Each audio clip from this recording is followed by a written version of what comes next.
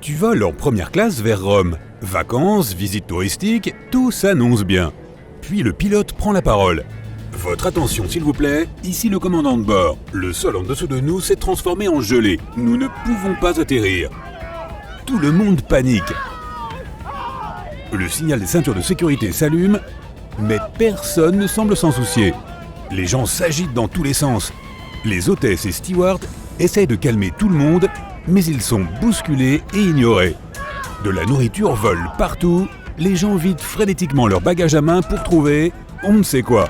Tu regardes par le hublot et tu vois des bâtiments qui tombent comme des dominos. Les routes commencent à ressembler à des spaghettis. La mer est projetée vers l'intérieur des terres. Les montagnes au loin s'effondrent également, provoquant d'énormes glissements de terrain. Cela ressemble vraiment à de la gelée.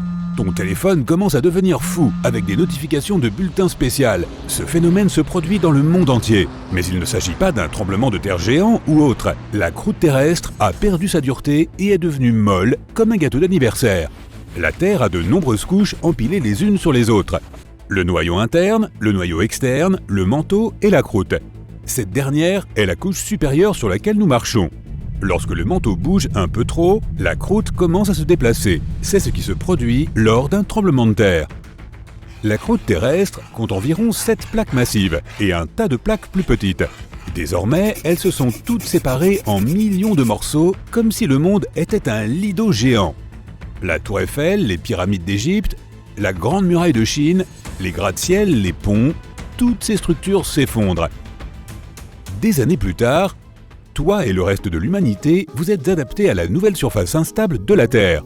Ton quotidien consiste désormais à porter des chaussures spéciales pour t'aider à garder ton équilibre partout où tu vas. Dis adieu aux talons hauts et aux baskets. Ces bottes sont équipées d'un dispositif spécial qui te maintient au sol, un peu comme un gecko qui escalade un mur. Dormir en mouvement constant est la nouvelle normalité. Mais c'est bien moins confortable que dormir sur un lit à eau. Imagine que tu te réveilles au milieu de la nuit pour prendre un verre de lait et que le sol bouge. Tu tomberais 20 fois avant d'arriver à la cuisine. Descendre les escaliers s'apparenterait plutôt à une glissade. Les maisons construites avec du béton n'existent plus. Une sorte de bulle géante te sert de maison désormais. Grâce à une technologie spéciale, le sol à l'intérieur de la bulle peut être stabilisé pour qu'il ne tremble pas en permanence.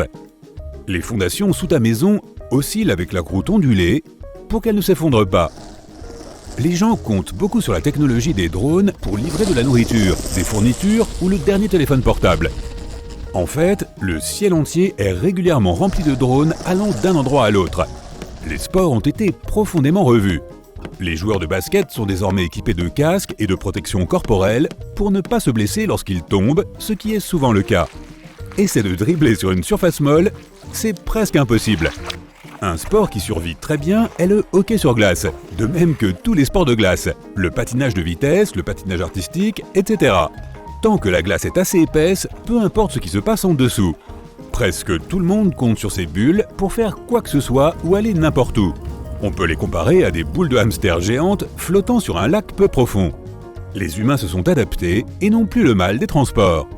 La nouvelle économie est toujours basée sur le commerce et le transport. Mais désormais, cela se fait principalement avec des bateaux. Il n'y a plus de gros camions sur la route. Et d'ailleurs, il n'y a même plus de route. Les hélicoptères sont devenus très populaires, mais leur atterrissage peut être assez périlleux. Partout dans le monde, les terres flottent et dérivent. Avant, cela prenait des millions d'années. Maintenant, il suffit de quelques années. Imagine que tu vives à Melbourne, en Australie, mais que ta ville ne soit plus qu'à quelques mois d'atteindre l'Amérique du Sud. Un peu comme un bateau de croisière géant.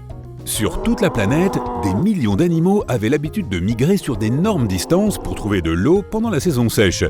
Tout cela est terminé. La vie marine et nos amis volants ont été relativement épargnés. Comme le sol est toujours en mouvement, il est impossible pour les énormes troupeaux d'animaux de rester ensemble lorsqu'ils traversent les terres. Ils essaient de s'adapter, mais c'est difficile. Les chèvres des montagnes avaient évolué pour s'adapter à un environnement montagneux, mais maintenant, le monde entier n'est plus qu'une masse molle et plate. Après avoir enfilé tes bottes, tu vas voir des amis au parc. Tout cela à l'intérieur d'une grande bulle, bien sûr. Lorsque le sol s'est effondré il y a plusieurs années, de nombreuses usines ont explosé et libéré un tas de produits chimiques dans l'atmosphère. Donc, il vaut mieux rester dans sa bulle. Tu montes dans ta voiture en forme de boule de hamster et tu démarres. Le sol est à la fois bosselé et gélatineux, mais tu finis par y arriver. As-tu déjà essayé de manger ou de boire sur un bateau qui tangue? Les marins y sont habitués, mais pour la plupart d'entre nous, c'est très compliqué. Désormais, tout le monde est capable de manipuler la soupe chaude sans en renverser une seule goutte. Après le déjeuner, tes amis décident de sortir et d'explorer les terres situées en dehors de la bulle géante.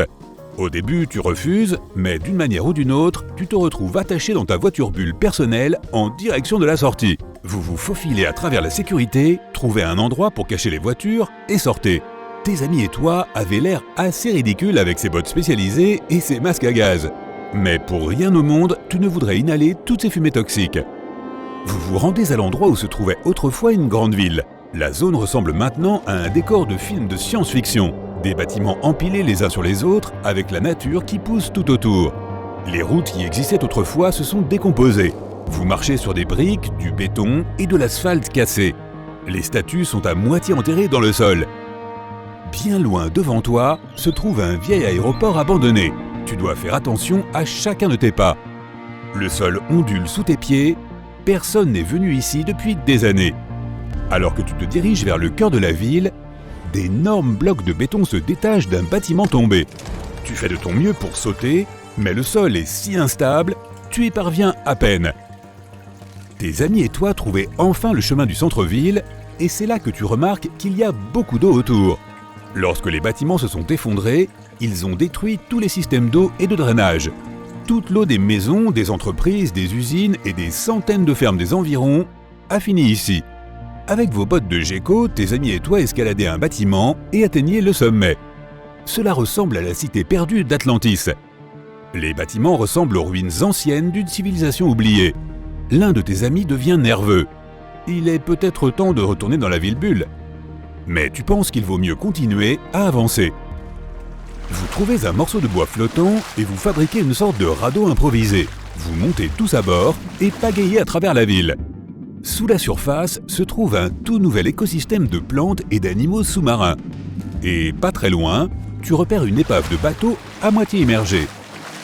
Un de tes amis propose que vous y alliez pour l'explorer. Au moment où vous montez dessus, l'eau commence à trembler. Le sol sous le navire est si fragile que le moindre changement de pression le fait couler plus profondément.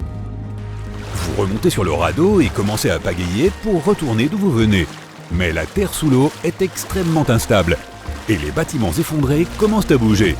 C'est comme faire du kayak sur une rivière sauvage, sauf qu'il pleut aussi du béton.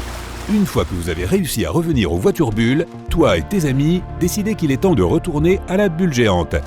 Mais alors que vous commencez à vous déplacer, vous remarquez que tout semble complètement différent. Le sol s'est tellement déplacé que vous vous êtes perdu. Tout ce qui vous entoure a l'air identique, comme si vous étiez coincé dans un labyrinthe géant.